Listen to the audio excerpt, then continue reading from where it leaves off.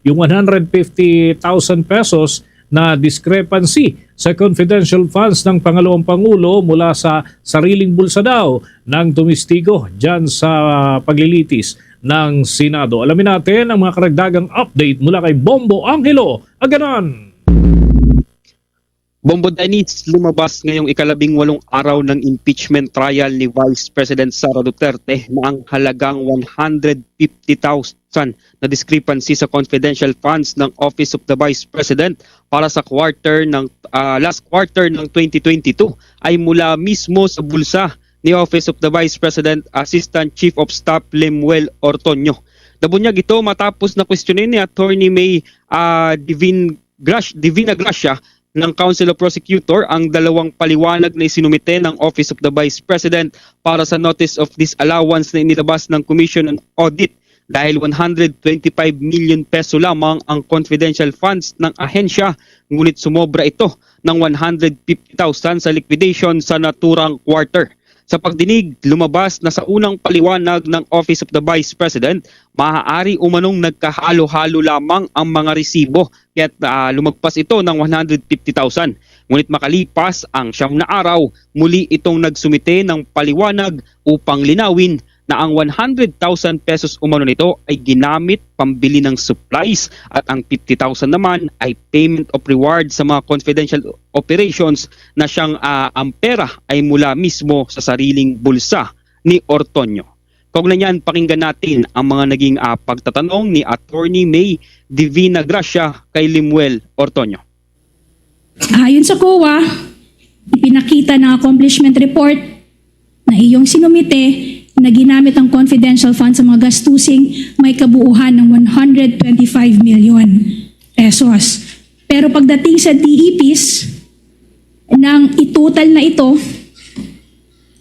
ang gastusing actual na naganap ay may kabuuhang 125 million 150,000 pesos. Tama ba? Yes po, that's correct. At nung sumagot kayo dyan sa notice of suspension na yan, sa sagot ninyo, ang paliwanag ninyo ay yung mga resibo, I quote, may have been inadvertently mixed. Tama ba? Yan yung paliwanag nyo dun sa 150,000 pesos. Yes, that's correct, based on our reply. But 9 days later, sumulat ka ulit sa COA supplementing that earlier reply.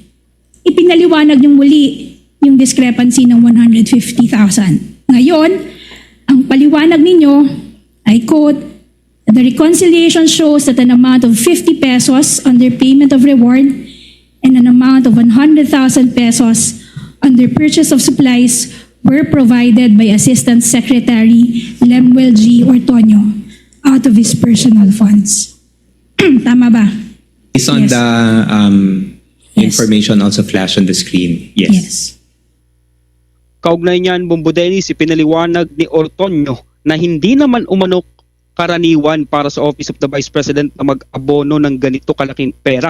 Ngunit nagbigay umano siya matapos na mag-request ng urgent funds para sa confidential operations ng ahensya si Colonel Raymond Lachica na pinadaan kay Office of the Vice President, Special Disbursing Officer Gina Acosta. Muli pakinggan natin ang mga pagtatanong ni Attorney May Divina Gracia kay Lemuel Ortonio. At sinabi nyo pa rito, that was due to the urgency of the expenses. So ibig sabihin, may sinabi sa inyong expenses na urgent kaya humingi ng 150,000. In short, pinaliwanag sa iyo kung bakit humingi ng 150,000. Yes? Ang Yes. nilapit po ito sa akin ni Miss Gina Acosta, our At sinabi SDO. niya, And then she mentioned that there was a request from Colonel Lachica for and urgent, urgent. and there was urgency for that Yes. request. Diba? At hindi rin karaniwan na may hihingi sa'yo ng 150,000 from your own pocket. Hindi naman to karaniwang ginagawa sa OVP or karaniwan ba ito? No, it's not No. common. Okay. Pero nung gumagawa ka ng notice of suspension, bigla mong nakalimutan na mayroong 150,000. Sinabi mo na kanina Let na her finish her in-explain question sa'yo, and then I will hear your objection, counsel. sinabi mo na kanina na pinaliwanag sa inyo ni Ms. Acosta, nagaling kay Colonel Lachica yung paliwanag ng urgency for the request. Tama ba? Yes. Samantala, kinumpirma din ni Ortonio na sa pagtatanong ni Divina Gracia na hindi na naibalik sa kanya o na-reimburse pa ang naturang 150K. Hindi rin umano ito nakalagay sa anumang official record ng Office of the Vice President dahil sa pinaggamitan nito ay confidential operations at ayon din sa Joint Circular 2015-01 ng COA, hindi maaaring gamitin sa reimbursement ang confidential funds. Sa uli, pakinggan natin muli si Attorney May Divina Gracia sa pagtatanong kay hostile witness Limuel Ortonio. Nung binigay mo ba ito, yung 150,000, may hiningi kang resibo, patunay na nagbigay ka ng 150,000? At the time po, because of the urgency and dahil humingi po ng tulong si Miss Gina sa akin, I provided her with the request. And were you able to recover the 150,000, Mr. Ortonio? Unfortunately, ma'am, I was not reimbursed anymore. You were not reimbursed. Up to today, Mr. Ortonio? Yes, Your Honor. I wasn't reimbursed anymore. At etong 150,000 naman na ito, hindi ito nag-appear. Yung pagbigay mo ng 150,000, hindi ito nag-appear sa kahit anumang record ng Office of the Vice President. No. Hindi. Okay, Bombo Angelo? Yes, Bombo Dennis. So, kumusta na maliban dyan sa balitaktakan na yan ng pagitan ng prosekusyon at ng iniharap na hostile witness, nagkaroon ba ng pagkakataon yung mga senator judge na makapagtanong din or makapagpukol ng ilang punto dito sa ika-18 araw ng paglilitis, Bombo Angelo? Kanina, Bombo Dennis, ay hindi nagkaroon ng pagkakataon itong mga senator judge natin na magkaroon ng kanilang interjection, kasi natapos lang itong direct examination ng prosecution panel dito kay Ortonia. At batay kung pagbabasihan natin ang proseso nitong impeachment trial, Bombo Dennis, pagkatapos itong direct examination ay magko-cross-examination naman itong defense team ni Vice President Sara Duterte, at yan nga ay pinagpaliban kanina at bukas na lang itutuloy. So aasahan natin, Bombo Dennis, na pagkatapos ng cross-examination bukas nitong defense team ay doon na man magkakaroon ng pagkakataon nitong ating mga senator judge na magkakapagsagawa ng kanilang mga interjection. Bombo Dennis. Bombo Angelo, matutuloy pa ba yung anunsyo nitong si Presiding Officer Chis Escudero ukol dun sa supposed to be nung mga nakalipas na araw pa ukol dun sa mga direktiba ukol sa magkabilang kampo na naglalabas ng mga statement na maaaring ma-subject sa sub judice rule, Bombo Angelo?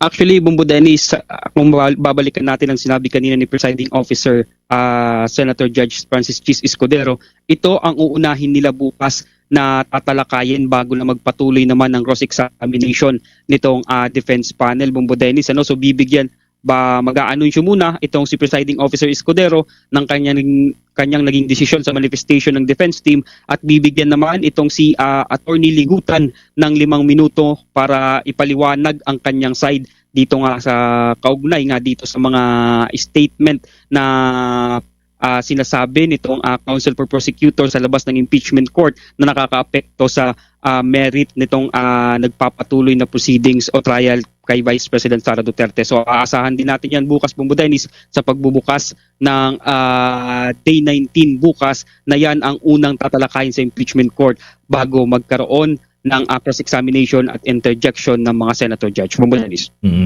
Kaya natin na ipunto yan na Bombo Angelo, sapagkat kung ito ay totoong mali sa paningin ng impeachment court, baka nagtutuloy-tuloy na mali ang ginagawa ng magkabilang kampo, kung sino man yung para sa panig ng prosekusyon at panig ng depensa, hanggat hindi ito naiwawasto at hindi nabibigyan ng ruling ng impeachment court at ng presiding officer mismo, Bombo Angelo.